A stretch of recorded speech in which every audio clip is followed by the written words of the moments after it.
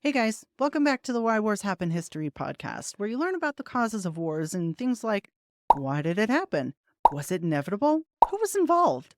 Sometimes I go back hundreds of years just so we can understand what the hell happened. And if you want to talk more about war, we also have authors, historians, war generals, royalty, actors, filmmakers, a whole bunch of people come on as guests, and we talk about everything about war before, during, and after war. So let's go. Welcome to Why Wars Happen History podcast, where we tell the story of the politics and events behind history's biggest wars, and we also chat with historians, filmmakers, and authors about war. Today, we're sitting down with Stephen Rabe. He's the author of The Lost Paratroopers of Normandy, a story of resistance, courage, and solidarity in a French village. He is a professor of history at the University of Texas at Dallas, the recipient of multiple awards for his literary works, and he also served on active and reserve duty in the U.S. Marine Corps. Stephen, thanks for joining us today. For having me.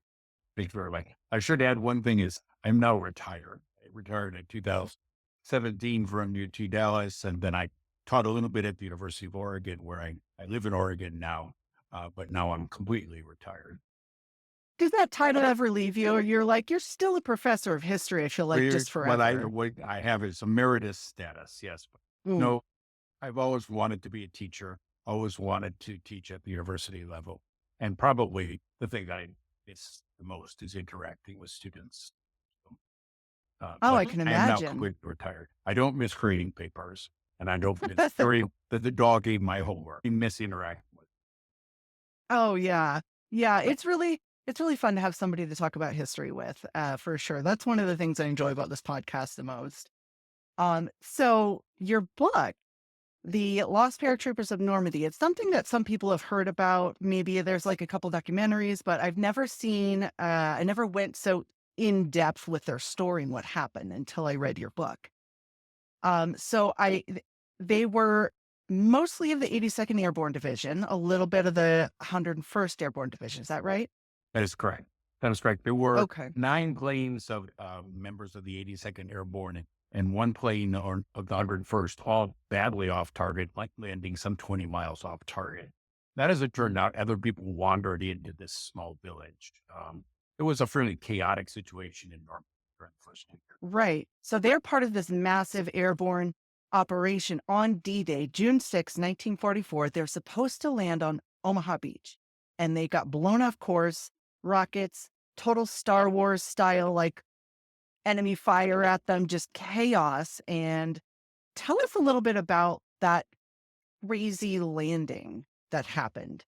Um, the 101st Airborne and the 82nd Airborne landed 6 regiments of about 12,000 men on D-Day. Some were to land behind Utah Beach. Others were to land basically most were to land behind Utah Beach. We would probably say that 85% of them were off target. They're off target because, as you mentioned, terrible flak when they came across the Cotentin Peninsula, present-day Normandy. Also, the weather was very poor. It was very clear going across the English Channel, and the men were just amazed seeing all the ships in the sea. It was a beautiful sea, and the moon was shining on the sea, and it was almost uplifting to them.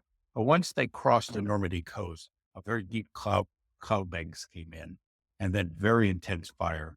Now, the men that we're speaking about here came in the last wave, and by that time, the Germans really knew that they were being attacked, and so everything they had, they were loading on the planes coming in. So this particular group of paratroopers that we're speaking about were, as a group, the farthest off target. They were some 20 miles off target, and that presented an Wow. enormous dilemma to them. They also, because of the flak and of the weather, they often landed or jumped from very low altitudes, often 350 to 500 feet. In Yeah. the case, my father is one of these paratroopers, and he told the story that normally when his parachute opened, his helmet would fall across his face, and that his first maneuver would be to move his helmet back up above his eyes. And when he did that on D-Day at 2:38 a.m. in the morning, he hit ground. That's how low he had jumped. I mean, probably his parachute had one oscillation before he hit ground. Um, the other thing, Gosh. of course, that these meant is the Germans had flooded the area. That intelligence had not picked up that the entire area was quite flooded. They had backed up the rivers. So unfortunately, several paratroopers became entangled in their parachutes and drowned on And you go over quite a bit of that in detail in the book too, where we're talking broken bones smashed against the rocks. And one guy you said had been hit in the head while he was standing in the doorway, and their plane was taking a nosedive, and people were trying to jump off, and some couldn't make it. And just for our listeners out there, the normal lowest safe distance to jump from is 3,500 feet or something like that. Well, they would And often in practice do about 1,000 to 1,200 feet. Um, okay. it is to the paratroopers' advantage to jump as low as possible because you don't want to be in the air because you can't fire back or anything like that. Mhm. But pilots of the C-47 transport planes were also very young and inexperienced. They're extremely nervous. The flight was very, very intense. It was a very, very chaotic situation. Nonetheless, Yeah. most of the men made it to the ground, and they did drop the 6,000 paratroopers from the U.S. 82nd 101st Division. But almost all of them were badly off target. Some only a mile, perhaps mile 2 to 3 miles off. But in this case, this group was as a group the farthest off target, some 20 miles from their intended. That's incredible.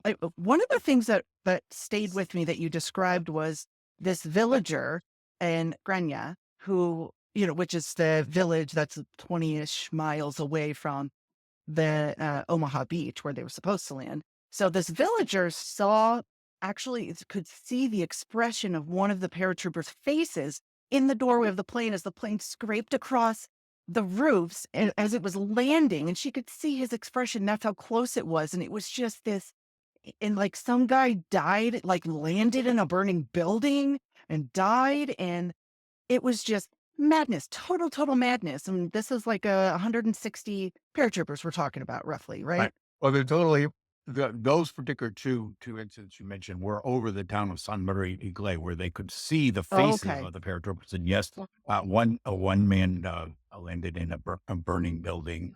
Uh, another man crashed through a hothouse, a kind of glass hothouse where you would grow vegetables during the winter, etc. It was extremely difficult. And in the village of Graignes, which is about 10 miles from the port town of Caratat, that as of the 165, several men died from basically the basic problem that was drowning. Other people, they had injuries, they had stress fractures, ankle fractures, etc. Other men, when they landed in the water, were frantic to get out of their parachutes. So they were taking their knives and splashing away at the risers to get out of the parachute.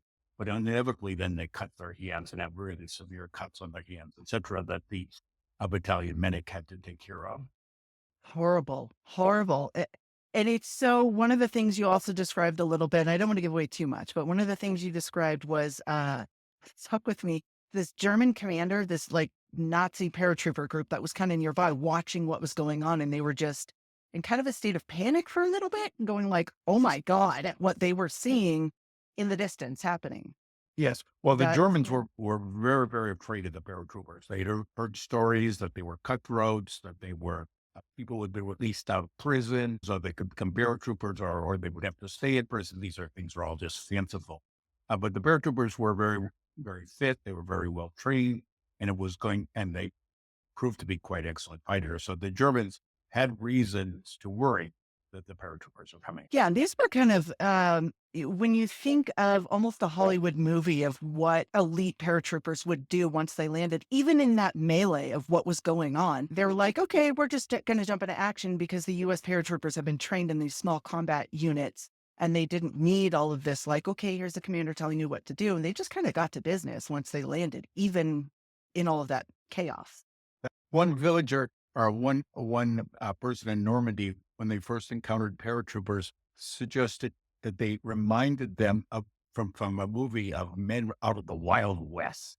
You know, that they had a kind of daring do about them, and they had all this equipment all attached to them, and they had these jump boots, etc. They just seemed something out of a movie to them, and so it was quite Yeah, it was quite an experience. Now, in the village we're speaking about of Graignes, Graignes was a village of 900 souls, about 10 miles from Paratroopers.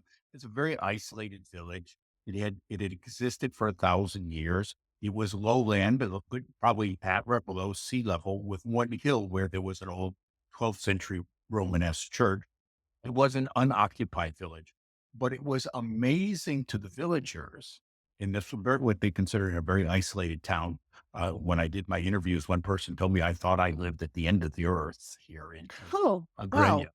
That it was just amazing to them that 165 paratroopers just came floating down all around their village. Now, they were a few miles, some of them were a few miles from the village, but they all headed towards the center of the village because the center of the village was 15 meters higher than the rest of the lowland and had this Okay. wonderful church. So they all sort of headed towards it. But it was an astonishing experience, something I they can could imagine just never everybody. imagine. They could hear all of the firing going on. They knew something was coming. Some of the villagers were in the know and were attached to the resistance. They had a sense that the invasion was coming in the next day or two.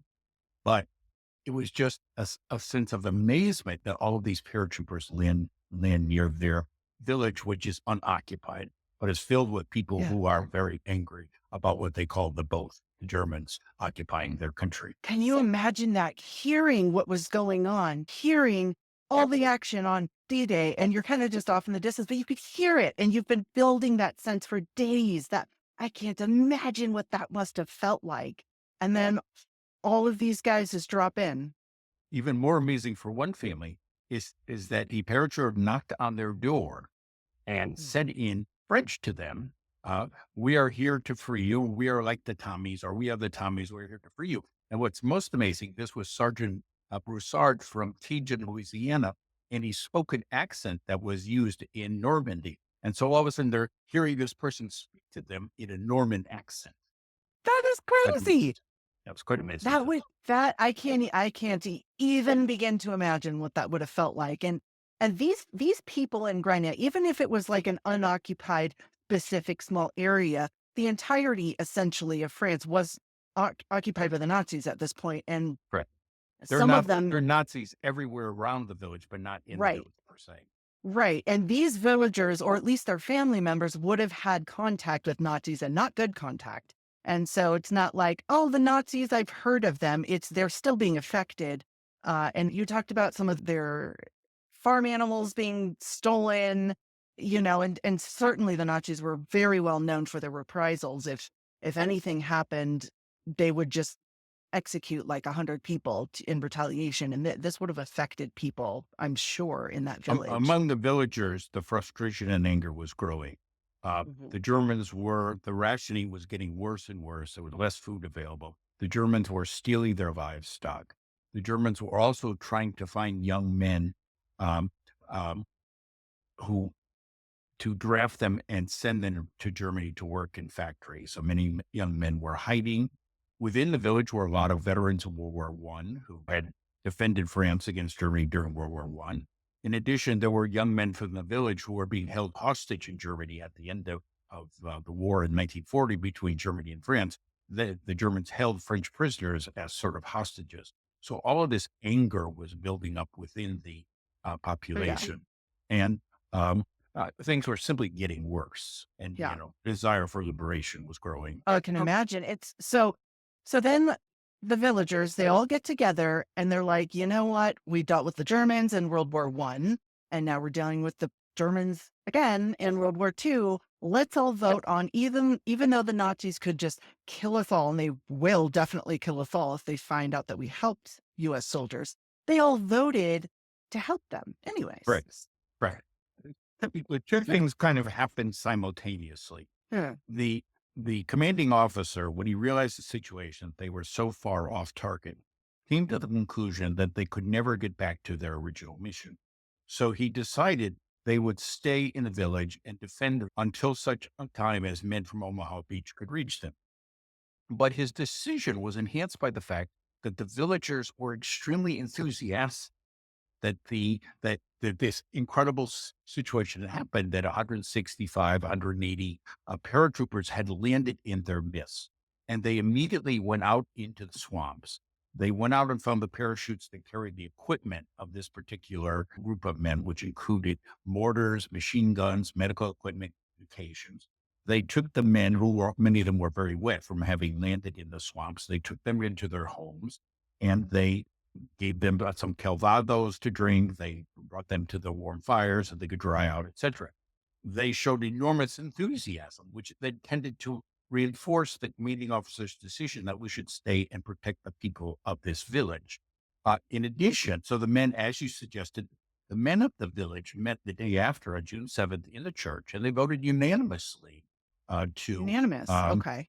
to support the paratroopers.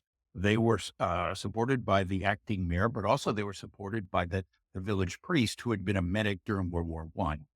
In addition, the woman of the village vowed to cook for the paratroopers, and they organized a round-the-clock cooking campaign to provide 2 hot meals to the paratroopers. And these women, over the next several days, would go into occupied towns and surreptitiously buy food, put it in their wagons, cover the wagons, and go right by German checkpoints and bring the food and cook the food.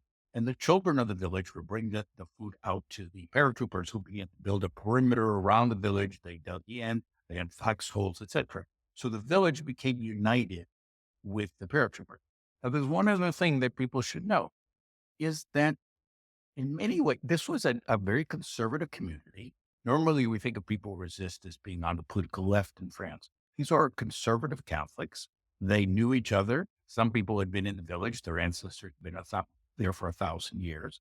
And they were very strong Catholics. And they tended to believe that at certain times, as at Fatima, that divine beings would speak to villagers. And they more or less interpreted this amazing phenomenon of all these paratroopers landing in their village as a sign from God. Indeed, 20 years after the fact, in a homily, the parish priest, a different parish priest this time, now 20 years, it's 1964, Yeah. he said in his homily that the paratroopers coming to the village of Graignes was comparable to God sending his only son, Jesus, to earth. Wow. He drew an analogy. And so Yeah. in some cases, I think that the villagers believe that. It's hard not to. In fact, on June Yeah. 11th, in the church service, which is the day that the Nazis do attack the village, the parish priest was speaking about the miracle at Fatima, where in Catholic doctrine, the Virgin Mary came to earth to speak to 3 Portuguese children during World War One. There's all these kind of combinations that lead the paratroopers and the people of the village to unite. The people had had enough of German occupation, and they felt that it was now time to act. And they had been given the Yeah. opportunity with the so beyond what does it mean when the men said they're going to support them? The men helped fight all the equipment out in the swamps. They also go out on reconnaissance missions with the paratroopers over the next several days and Okay. explain where Germans are. That is, they act with carbon. They actually wanted to carry arms, so the paratroopers told them, no, that would mean you are a spy. You're not in uniform. Shot Sure. immediately if caught by the Germans. But that's the enthusiasm. There were a couple, I think, villagers that left. They didn't want any part of it, but no one was against it. Anyone who stayed was in favor of supporting the paratroopers. It's incredible. And it really is hard not to believe that there's some sort of divine, like I would feel in that situation that there was some divine hand at work bringing these paratroopers right there. And you can, especially because you can hear everything going on with D-Day and you know what's going on. These are the liberators. And it's not like, here's some random guys, maybe we'll fight the Nazis. It's like, okay, that's now or never. This is the part where everybody's fighting back. And it really seemed like this cohesive kind of thing, like you were talking about, and or everybody was all in. When I ask people, well, why did you do this? Because when they did this, they were risking everything. They are risking their town. They are risking their way of life. They are risking their children. They're risking their businesses because the Nazis would destroy everything. And in the end, they did. Mhm. But when I asked people that, they seemed surprised by the question. What they said were kind of two answers. Why wouldn't we help people who are trying to liberate us? That was one Yeah. answer. The second answer is, I believe in the ideals of the French Revolution: liberty, equality, fraternity. And these are men who believe in the ideals of the American Revolution: life, liberty, and the pursuit of happiness. As I often like to say, these are ordinary people doing extraordinary things, doing extraordinary, That's a great way to put it. risking everything for these ideals. I mean, we live in a kind of polarized, cynical time. And it's kind of nice to read about people who didn't express any specific political ideas, but express adherence to the ideals of both the American and French Revolution. Yeah, you definitely can see that spirit in there. It definitely has these echoes of both of those revolutions. And it's interesting because it was Americans and Frenchmen coming together. And I wanted to talk a little bit about the Rigault family. You go over that family quite a bit in the book, and I don't want to give too much away, but there is a central character, and this kind of highlights what we're talking about, the risks that you take. It brings it on a personal level, where there was a 12-year-old girl, and she and her sister decided to hide U.S. paratroopers in their barn, knowing that their grandfather had fought in World War I and had hidden people, helped British soldiers evade Germans in World War I.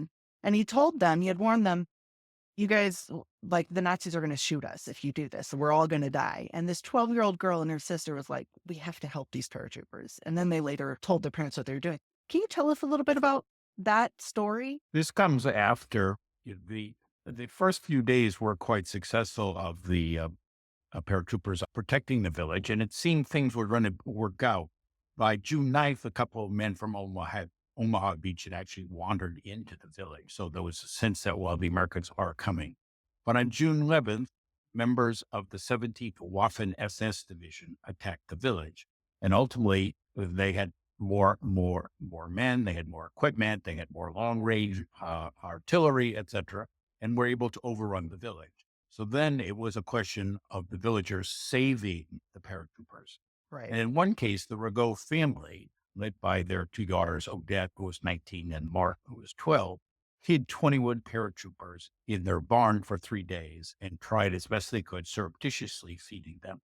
Why did they do it? Well, Mark Rigault is still alive today, and she would just say, well, I believe in liberty, equality, and fraternity. And though she was only 12, as was just recently said about her, valor does not wait upon. And so they risked, and then in the end, their father and grandfather agreed, and that that they had to support the paratroopers. They were very nervous about it, Oh, and yeah. ultimately were able to help them escape, but they risked everything. And the village risked everything. And when I say that the village risked everything, ultimately the Nazis found that the priest and his brother were assisting the American medics in helping wounded Americans after they were attacked on June 11th, June 12th. And they were murdered by the Nazis. The two housekeepers were murdered by the Nazis. 40 people were lined up against the wall and said, talk, who have you been helping? And none of them would talk. None of them would talk. Um, the Nazis captured some Americans that were defending the village, and they executed 19 of them. If they had caught the 21 in the barn, they would have executed them. They ultimately burned the town down to the ground. They drove all of the villagers out of their village. To this day, no one has ever expressed any regret for what they did. They believed That's in liberty, incredible. equality, fraternity, that this was a mission that had been handed to them, and they had to do it. Now, again, for your listeners, one of the 21 paratroopers hidden is my father. And so I consider Mark Rigault, the one person living, is as my second mother.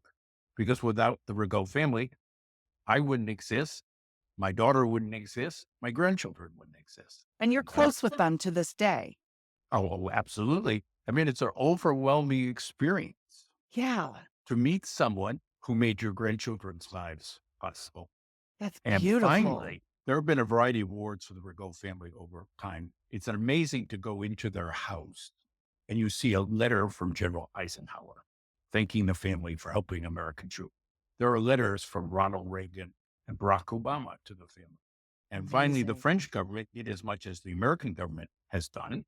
On October 21st this year, Marge, who's the last survivor, who's 92, on behalf of her entire family, accepted the Legion of Honor, which is kind of a cross of the Presidential Medal of Freedom and Yeah. the Congressional Medal of Honor. So at 92, she got this magnificent medal, and it is France's highest honor. Highest honor. That's incredible. Someone that's still living who was there and who can still speak about it. That's Not only Emily could she speak about it, she is 92. When she speaks about it, she becomes visibly younger as she begins to oh, remember the days of 1944 when she was 12, when she and her sister Odette, who passed a few years ago, was 19, saved all these paratroopers. Odette uh, drove a wagon filled with weapons that had been found out in the swamps right into the village, right past Germans. can Um, you just, imagine that? I mean, no, the courage is incredible. And again, what I would emphasize to people who might listen, hopefully might want to buy the book or at least read the book, is that this is ordinary people doing extraordinary things. They're not political. They're not partisan. And they did so because they believed in the common ideals of both the French and American Revolution. It's an incredible, incredible story of courage and bravery, just like you were saying, just of ordinary people and what ordinary people are capable of. You don't have to be trained as a soldier to have this kind of courage. And I thought it was kind of funny. One of the stories you were you were saying was like when the Nazis were there, they had come to the village, which I'll ask about actually a little bit in a moment here, but they're there and they've got all these paratroopers hidden in their barn, and like 30 Nazis come to their house and like, knock, knock, knock. Where's the paratroopers? We're going to kill you basically if we find out that you're lying or that you're helping. And the mom had the tenacity to be like, yeah, they went that away. And it was like a total lie. They were in her barn and she just misdirected, like, these are not the droids you're looking for, to the literal Nazis at her And doorstep. That's the crazy. mom, Mark Rigault, had Mm. a surprise when she was in her mid 40s, and she had a 2-year old. She was risking the life of a 2-year-old, Claude, who's still Wow. with us today. He doesn't, of course, remember anything about it. Wow, of Uh, course. but she was risking his life in letting the paratroopers stay in the family barn. Indeed, at one point, another group of Nazis came by, and she had the wisdom and courage to say to go to the Nazis who were heading towards her barn, "Oh, don't go this way. Go this way, because if you go this way, you'll get your feet wet. So if you go around here, you'll keep your feet dry." It's just and the Germans would buy. And the other thing That's to remember is genius. the people who attacked the village on June 11th and June 12th were not just normal German troops. These were the Waffen SS. Some of the Right. officers had trained at the concentration camps. These were people who fought terror war. They didn't operate by the normal rules of war, the normal codes of war. Anybody they captured, any American they captured, they murdered. And they executed some of the villagers. And when I say they executed some of the Americans, they took 9 American prisoners who had not been wounded. And they took them to another village, had them dig their own graves, kneel down, and shoot them in the back of the head. Um, That was very they found, common for yeah, that. yeah, and Yeah. they found several other Americans who were wounded, and those who could walk, they forced into a pond, bayoneting them. Some of them still alive with bayonets sticking out of them, forced them into a pond. I mean, these were not soldiers; they were murderers. And so Yeah. the people of the village are risking their lives, and it's not just the Rigault family. Were risking their lives when this was the type of occupation they were being subjected to, or the type of danger they were being subjected to. And again, it seems almost incredible, but it's all true. It's all true. I didn't make up any of this story. I mean, the story had been more or less known for 60 years, but I'm the first person to kind of put it all together. And of course, what Exactly. gave me a particular insight is that one of the paratroopers was my father. And then I was able to since all the paratroopers had passed, able to contact the children of the paratroopers and get all the kinds of information, memoirs, whatever they had. In addition, we have the other perspectives, and that the villagers had left memoirs. Some of the Rago family was still alive. And then we were able to obtain through the one kind mirror of Graignes, the transcripts of the Germans, Oh. Waffen SS, who Oh. attacked the village. Now, I don't speak German, but my wife studied in German. And she took a long, hard year translating these logbooks of the Germans. So we were able to have 3 Wow. perspectives, the French, the German, and American, which I think makes the book different. But Definitely. truly the book is more focused on what the citizens of the village did. Mhm.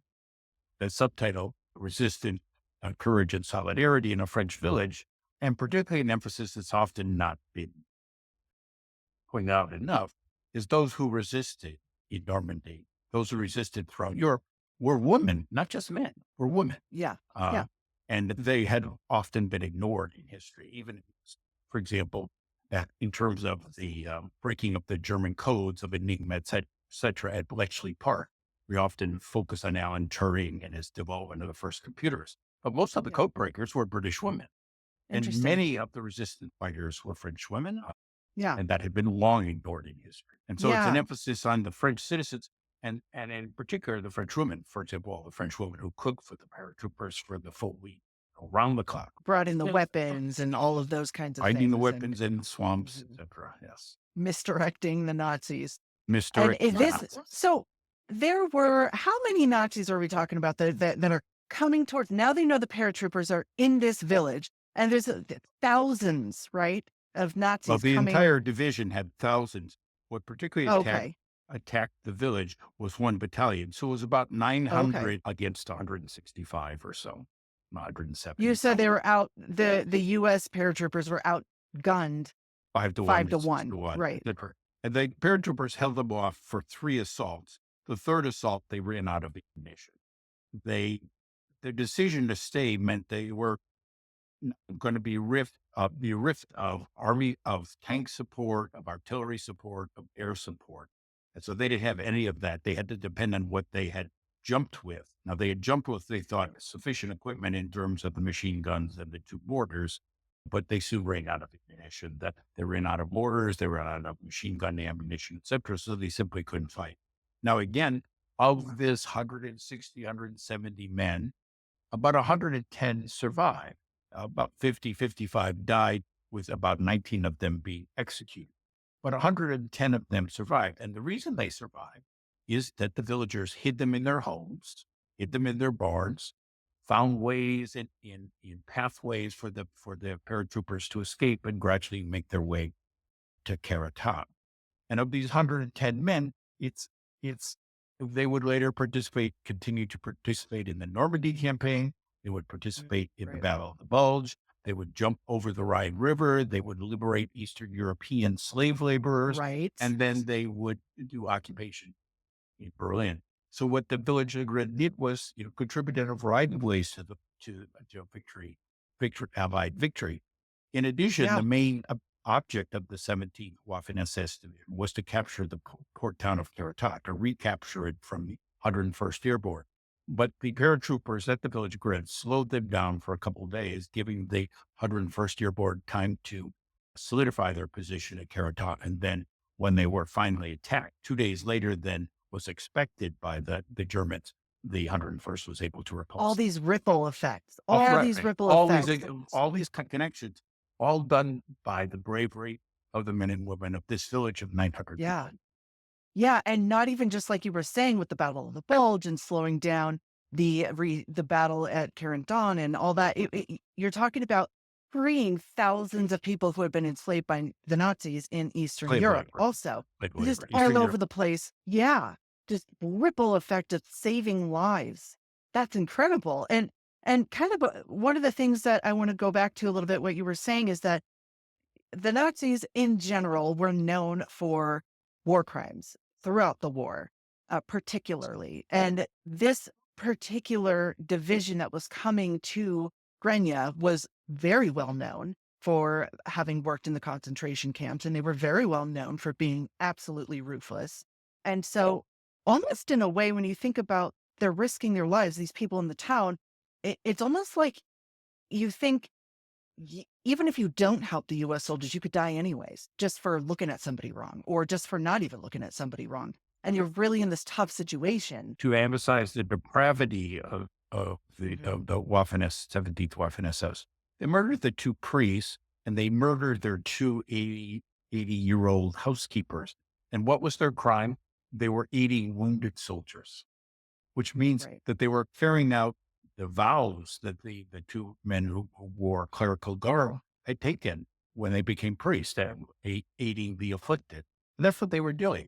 And, in other instances we have in Normandy, we have instances where German and American doctors work together to tend to the wounded soldiers, German and American. And we have instances where Germans would walk by and they would see an aid station and they would see medics who were aiding both German and American soldiers. And they would just walk by. They weren't going to bother. But these people were, Right. the Waffen SS was so depraved. They were fighting terror war, what historians call terror war. They weren't just seeking victory. They were trying to terrorize people. And so they murdered these 4 people and they murdered 19 American soldiers. These were all war crimes. And you hear about total warfare and you think about, the Civil War and that kind of thing where you have this disregard for civilians, but this is a step above that. And terror war is what you're talking about. You actually go out of your way to needlessly, senselessly murder anybody. And they tried to even cover up their war crimes. Is that right? Because they knew, they were aware. Right. They tried to burn the bodies of the 2 priests who were murdered. And then what the fire got out of control, ultimately led to the entire burning of the town and the entire destruction of the town in the days after June 11th. Which in and of itself isn't that unusual. Very contained June 6th to June 16th when Okay. all of the paratroopers made it to safety. Those that had survived, with about 55 dying or so. Okay, so I want to ask you a little bit about how at the time there were some German scholars who completely denied any war crimes being committed. And they're like, nope, didn't happen, not there. But there was enough evidence to prove that there was indeed. And I wanted to ask you, were there convictions for the war crimes that were committed in Graignes? In this case, in Graignes, there was an investigation. They sent U.S. military investigators in 1947, and they interviewed villagers, and they gave them accurate descriptions of what had happened. But by this time, it's too late because most of the members of the battalion that attacked the village of Graignes had been killed in warfare. There were some 900 men in the battalion. Within 6 months, it was down to 25, I think, something like that. So most of them, there were members of this division who were tried for war crimes, but not for this specific event at Graignes. And so I wanted to ask you a little bit about your father. Did he ever talk about anything? My father was very interesting in that he was different than some of the veterans. For the most part, veterans did not speak about their service during World War II until they were in their 50s, 60s, and 70s, until they were like, my father was somewhat different in that he didn't speak much near the end of his life, but he spoke quite a bit in the period from when he returned in 1945 until perhaps the 1960s, early 1970s. He answered any question I had. He would watch with me. I was very curious as a young man. He would watch with me shows like Victory at Sea or The World at War. And I had 4 uncles who were veterans, but had not participated in combat. And so my father would let me listen in when my uncles would ask my father questions about what had occurred. Oh, So I wow. accumulated some of the knowledge that way. In addition, I went with my father to reunions and where I could hear some stories. Always the injunction to me was that I was to keep it to myself because some of the things spoken were not necessarily particularly pleasant. My father, however, began to develop post-traumatic stress disorder, I would guess in his 40s. At a certain point, when I was a young person and he was in his 20s, he was a typical dad. We'd go swimming and he'd swim between your legs and he'd let you swim between his legs and, he'd get up on his shoulders and he'd throw you in the water and that sort of thing. Yeah. But beginning in his mid 40s, he became afraid of the water. He wouldn't put his head underwater. And he told my brother that the reason he didn't anymore was because whenever he saw a body of water, he saw a paratrooper drown. He actually took swimming lessons to see if he could overcome his fear of drowning or of overcome the fear that he had of seeing these drowned paratroopers, but he couldn't do it. Basically, as I did my research, I was surprised that all of the veterans, 100% that I studied, who had been in Graignes, all of them, because they all participated thereafter, those who survived, participated in the Normandy campaign, Battle of the Bulge, jump over the Rhine River, fighting in the Rhineland area, encountering dreadful scenes of, emaciated Eastern European workers, starving children in Berlin, etc. All of them suffered post-traumatic stress disorder. Now, the most common manifestation would be an excessive drink and alcoholism. Mhm. When some of the veterans came back to meet the villagers of Graignes during the last couple decades of the 20th century, the villagers were quite shocked to see how much they drank. They commented on that to me, that they drank. But others had all kinds of flashbacks, nightmares. I mentioned one who's a friend of my father, Sergeant Fred Boyle. He was unusual in that he was a married paratrooper, and his wife told their son, "The Fred I married was not the Fred who came back." Yeah. That they had all been dramatically changed by these horrible experiences. I wonder how the descendants in Grania, how their parents and grandparents had dealt with that kind of trauma. If it wasn't drinking, I'm sure that that happened there quite a bit too. I would guess. I did not follow that, and I probably should have. I did not follow Really that. interesting. Because they seem to have lost everything in terms of their village and their livelihood. However, as I said, I've never heard anyone's express regret. Yeah. These people came to help us, so of course we had to help them. And to this day, the members of the 82nd, 101st, not just in the village of Graignes, but throughout Normandy, are simply referred to as the liberators or Hmm. our paras, our paras. And when Mart received the Legion of Honor in October, I and my wife and the sons of Lieutenant Frank Naughton were the invited guests of honor, and we were asked to stand, and we Wow. were given, riotous applause, not for us per se, but rather for our fathers. So, The memory. Yeah. yeah, the memories of our fathers, yes. That is incredibly uplifting. That is incredible. That would be another thing I would tell to your listeners. If you do go to Normandy, and I would urge you to go too, because there are beautiful Mhm. sites such as the American Cemetery, Colville-sur-Mer, you will find to your, I think, satisfaction and joy that the people there have not forgotten. 80 years after, they have not forgotten. And they are grateful to Americans. They are grateful to the British for their liberation.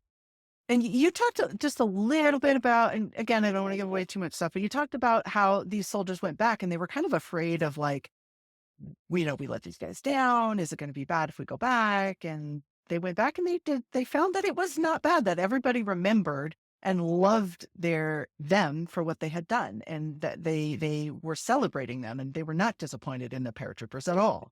And all the paratroopers, including some of the officers, had felt that because they retreated, they had let the people down. They had not defended the village. Well, you can't defend the village with sticks and stones against Right. machine guns and artillery pieces. So they just Yeah. ran out of ammunition. But they still felt guilty that they had let the people down, and they thought the people would be angry at them, given that their village was destroyed, given that they were subjected to so much abuse by the Nazis. But they found, to their delight, to their surprise, they were perceived as heroes. That's got to be so hard to live with that guilt. But, they were relieved of that guilt. And, Yeah. a lot of it, once they found this, that many of the people like the Rigault family, like Martin Odette, they were brought to the United States and brought to military reunions. And as long as they could, until they passed, the veterans returned to Britain.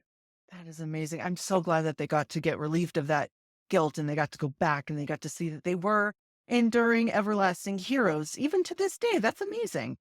So I wanted to ask before we go here, is there any other project, any other book that we can see from you in the future that you're working on? Well, basically, the book is done very well. It's published by Cambridge University Press. They priced it at a very low price for hardbound, and so a lot of people bought it, and it's become kind of a. I've done lots of podcasts. I've been speaking with people in the film industry. Hope maybe someday there'll be a film. Mm. No, not really. I just want. I don't care how you get the book because it's in public libraries. But I think I would like people to read it because in this deeply polarized time, Yeah. it's important to remember there were times when Americans acted together. Yeah. And it's also in these times where people would say, well, we should just let the world go to hell. there are people who still remember us for what we did during World War II. And I think if people were to read this, they would understand that the contributions that were made by Americans during World War II are still long remembered. So those are the sorts of things, you know, sorts of things. And again, as I say, it's totally bipartisan, nonpartisan. The paratroopers were not interested in politics. They were interested in getting the job done. And the people of France were interested in getting their country returned. Hard to describe that feeling that you get when you read about what these men did and how they all came together. I wish I could have everyone meet Mark Rigault, now 92, because when you meet her, you feel better about life.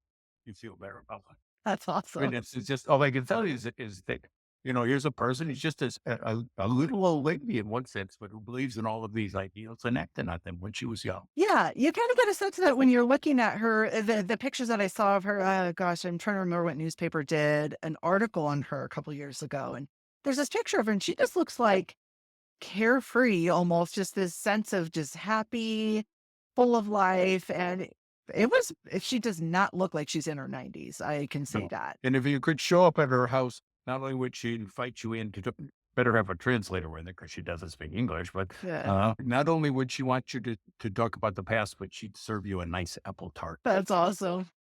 Well, I wanted to thank you again for coming on the show, and this has It was been fun. super awesome. Stephen Rabe, I encourage everyone to get the book, The Lost Paratroopers of Normandy. You can get it on Amazon and the library, pretty much anywhere you find books, you can get it. So thank you.